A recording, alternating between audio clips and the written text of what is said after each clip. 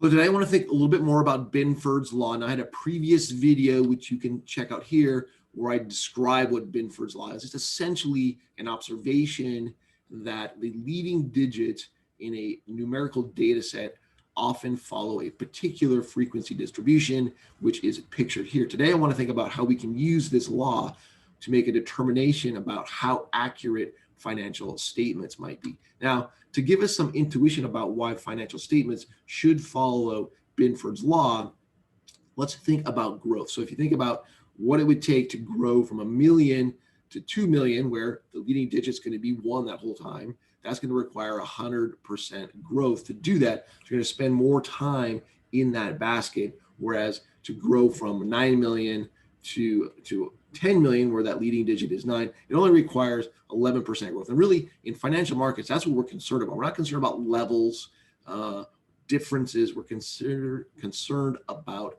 that growth. So intuitively, that's why we should expect to see Benford's law in financial markets. Now, in fact, that's what we do see. If we look at all publicly available financial data, it tracks Benford's law perfectly. And so that's good news. Our intuition matches the actual data. Now, why might we see differences in financial statements and Benford's law? One would be, of course, that there's just some kind of error, right?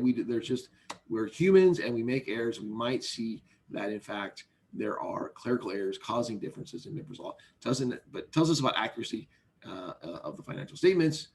It's also important to know that if someone were just to put random numbers in financial statements, they would not match Benford's law. So here what I did is I went to Excel, created a random number generator to pick numbers between 1 and 9. In this particular iteration is what it looks like. And this varied, but in general, on average, you're going to get one of these numbers through in an iteration 11.11% of the time. In this case, 6 happened to be the most frequent, but that changes. But again, you're going to kind of get this flat distribution. You're not going to follow Benford's law. So again, if we saw some random numbers being put in financial statements, we would expect a problem. Of course, the big thing is if people are intentionally putting bad information in the financial statements, we would kind of expect to see a deviation from Benford's law. That is, in fact, what we see here with Enron. Enron did not match the financial statement, did not match Benford's law. Clearly, they were manipulating financial statement data. Maybe we should have raised some red flags with Enron at the time. Easier said with hindsight, of course. We also see recently, last year, that this company, Steinhoff, they were found guilty of financial fraud, and you can see that their financial statements do not match Benford's law. So we saw that there.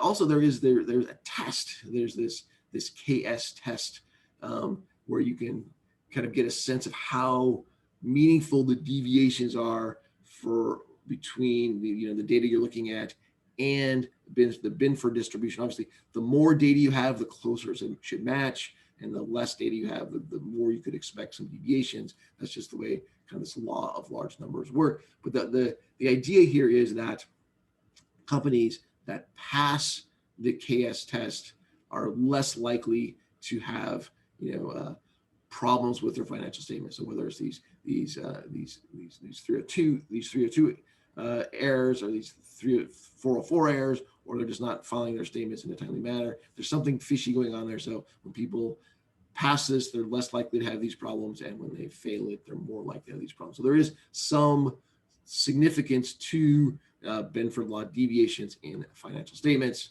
So with that said, good luck out there analyzing your financial statements. Maybe you want to add this extra layer of integrity checking to your financial analysis. Anyway, I hope you enjoy that. Thanks so much for listening.